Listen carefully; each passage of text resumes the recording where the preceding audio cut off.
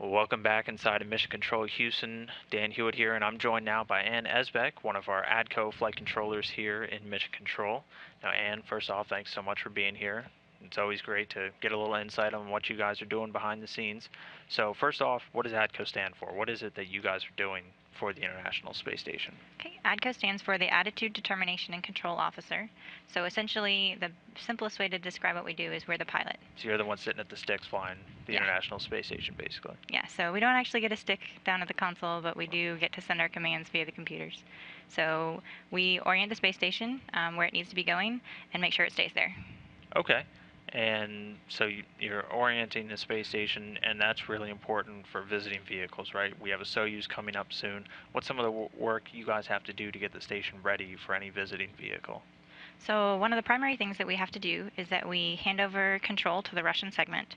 And typically our attitude control is performed via 4 control moment gyros. And those gyros are 200-pound spinning disks that produce momentum. As we move that momentum through space, we can control where the space station points.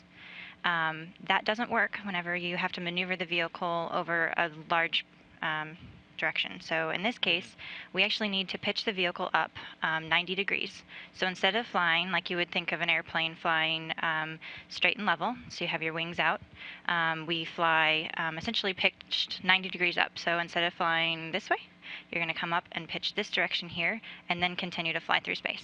And we're doing that because the Soyuz that's coming up to dock is docking on the nadir side of the vehicle, so on the bottom side of the vehicle. Okay. So we need to make sure that docking port is available for that vehicle to reach. And so by pitching the vehicle up, they can come in along the velocity vector and dock nice and easy with the sun pointing right where it needs to, so they can see it. So flying in space, isn't quite like flying in the atmosphere where you can just kind of turn your spaceship, the wrong way, how it looks, and you're still flying because you don't have that wind resistance and problems like that. So we're looking at a picture right now of the Soyuz and how it'll look when it's docked. So so you're going to be flipping it up 90 degrees. Are there any other maneuvers you're going to be doing to get the station ready for that Soyuz docking? So the order of operations for the day is that we actually turn on a lot of different, they're called ORUs, on-orbit replacement units. And it's things like an extra rate gyro so that we can measure the rates on the space station as we're doing the maneuver. And it gives us additional redundancy. So if we have a sensor fail during the operation, we have an additional one already turned on, so it'll switch over automatically and we don't have any interruptions. So we have a lot of configuration that happens on the space station prior to getting ready to dock. And all of that's completed well before we hand over to the Russian segment. Then we hand over to the Russian segment, perform the maneuver up to 90 degrees, and we'll be flying 090. And then as the crew is coming in, they will monitor to determine whether or not we are holding to a tight enough attitude for them to dock. If for some reason they don't think that the docking is going well, they will hand over and do what's called a manual docking. And they actually take the Soyuz out of their automatic mode and fly the vehicle in manually. And then once we're docked, the vehicle will go to free drift. When the vehicle is in free drift, it reduces the loads on the docking mechanism so that they can close all of the hooks and do a hard mating properly.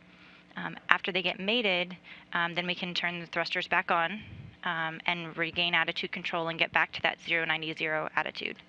After we've gotten back to that attitude, we'll then pitch back down into our normal flying attitude.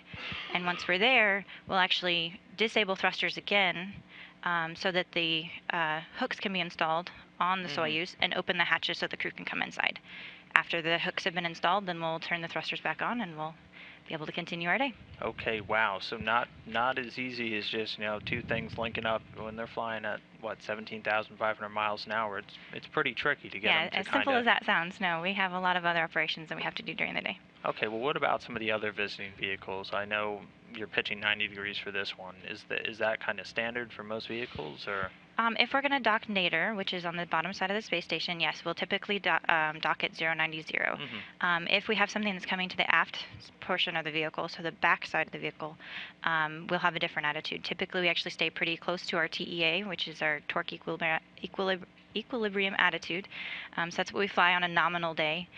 Or we might have to turn the space station around backwards to put that point of the vehicle in the velocity vector. So that's called a 180-degree yaw maneuver. So instead of flying straight level this way, we actually turn around backwards and then fly backwards for that docking. And then there are also others where we'll actually turn around 180 degrees the day before and then pitch up the day of docking.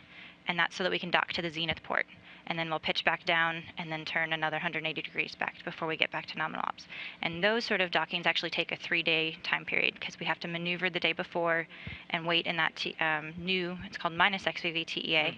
And then on the day of docking, we'll do the pitch up attitude and then pitch back down following. And then we have to wait another day and then we maneuver back to the nominal attitude. All right, so flying in space, you're making it sound a lot harder than I always thought it was, but glad you guys are on top of it and you're always controlling it. Well, we'll certainly be looking forward to all the work you're doing to get this station ready for that Soyuz docking. And thanks so much for coming on today and telling us a little bit about what ADCOs are doing to keep our space station flying. No problem. I'm glad to be here. All right, thanks.